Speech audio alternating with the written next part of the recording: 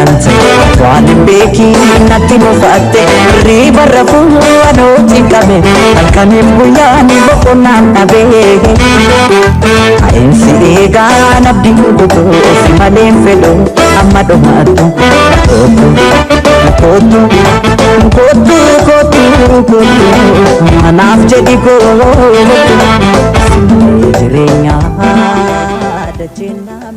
duraan dursee nagaa fi jaalalli onnee kiyyaa kan akka malee si jaallattu irraatii madde doonii dambalii jaalalaa yaabbatee lagaa fi tulluu ce'ee jaalallee kiyyaa kanan akka lubbuu kiyyaatti jaalladhu bira naaf haa ga'u. Jaalallee ko onnee kiyyaa lubbuu koo anaaf ati ijoollummaa irraatii kaanee wajjumaan guddanne anis si malee atis ana malee jaallanneen beeknu ture. Lubbuu koo gaafa jaalalte akka malee sirraa na qabdee jedhee sitti madhu anis si caalaan si jaalladhee jira garuu sin jaalladha jedhee sitti himachuu sodaadhe malee naan jette. Garuu akkuma bubbulaa deemeen jaalalti anaaf qabdu anis siif qabu dabalaa dhufee guyyuma guyyaarraa walitti dhufnee wajjin qofallee wajji taphannee gargar bahuu eegalle. Yeroo addaan baanus bilbilaan yeroo waliif bilbilaa turre. Jaalallee ko ammaan kana garuu jettee namaatiin natti mufattee jirta. Lubbuu koo dastu bar ati anaaf ifa jiruu kiyyaatiin bar ati anaaf onnee kiyyaam keessa koo jirta. Dastuu koo bar an si dhabee jiraachuun na rakkisa. Dastuu koo yeroon si dhabee of na jibbisiisaa bar onnee kiyya keessaa si dhabee jennaan jireenya dhuunfaa kiyyaatu na jibbisiisa. Jaalallee kiyya guyyaa dura lubbuu tiyya seente ni yaadattaa? Waan irraanfattu natti hin fakkaatu. Maarree jaalala keenya har'aa ho'isee bakkatti deebisuuf dirqama isa gaafa anaaf si wal jaallannu sanaa si yaadachisuun narra jiraata.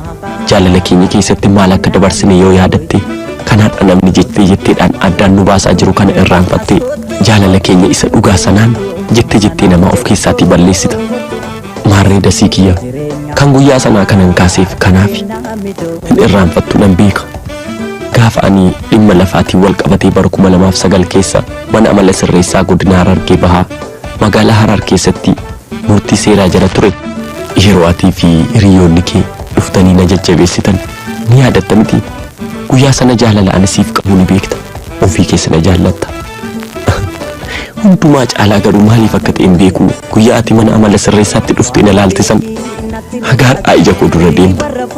Maal qaba yeroo hunda yoo mana amala sirreessaa keessa taa'ee ati immoo kanuma gaafa sana fakkaattu sana fakkaattee too dhuftee natti dubbatte maaloo si yeroo hundumaa achitti arguuf jecha osoo mana amala sirreessaa keessa jiraadhe homaa tokkollee waan hin rakkadhu yookaayis waan natti hin tolle sitti hin fakkaatiin natti tola dhugaa. Sababiin isaayyuu siin argiin ooluu siin argiin buluu siin ala jiraachuu waan ani hin dandeenyeef. Dhugaan sitti hima jireenyi mana amala sirreessaa keessaa gaarii ta'e osoo hin taane si arguun koo garuu jireenya hammina achi keessa jiru hundumaa waan irraanfachiisuuf. Maarree ergan ala ba'eetiyoo akkamittan si dabare. Guyyaatii dhuftee na gaafatte san yoomillee hin dagadhu. Garuu oduman si jaalladhu onnee kiyya caalaa oduman siif yaaduu lubbuu kiyya caalaa oduman si jaalladhu jettee namaatiin fuutee dirreetti na dhiiste. Dastuu ko nan beekaa akka namni Nasraddiin akkasiin jedhee dhuguma ati isa jaallattaa akkasiin jedhan nan beeka. Garuu akka ati humna kiyyaa ol si jaalladhus waan beektuuf hedduu garaa natti jabaatta jedhee yaadu. Ta'us amalli kee ammaan kana natti jijjiirame yeroo bilbila siif bilbilus bilbila na jalaan kaastu. Yaa mi'ooftu kun ani akkuma gaafa duraan sana si jaalladhu caalaan si jaalladha. Atis jaalala gaafa ijoollummaa san yaadadhuuti of booda deebi'ii mee itti yaade. Jaalallee kun jaalallee immoo fa'u akka waliin turaniitiinis waan namni quufee dhiisu miti. Jaalallee bulee turee haaraa adeema. Maarree maaliif jaalala koof jaalala keessa haaressinee kan dura wal jaallannu caalaa wal jaallachaa maaliif waliin hin jiraannu? Dasii ko lubbuu kiyya caalaan si jaalladhaa hin jedhe kana caalaa maal siin jedhu?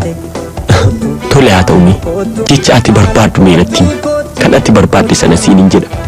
Lubbuu kiyya caalaa si jaalladhaa kan jedhuutiin alatti jechi yoo jiraate nama jaallataniif kan ittiin ibsan naaf himi nan dubbadhu. Maaloo anaaf garuu jechi kana caaluun argamne.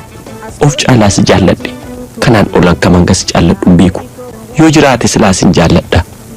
Maarreega jaalala ijoollummaatiin na keessatti biqiltee firii godhachuudhaaf reefuu daraaruuf jettu adaraana keessatti hin quucarsiin. Dasii dhugaa konsiin jechaa jira. Dhimma jaalala keenyaa kana itti yaadi.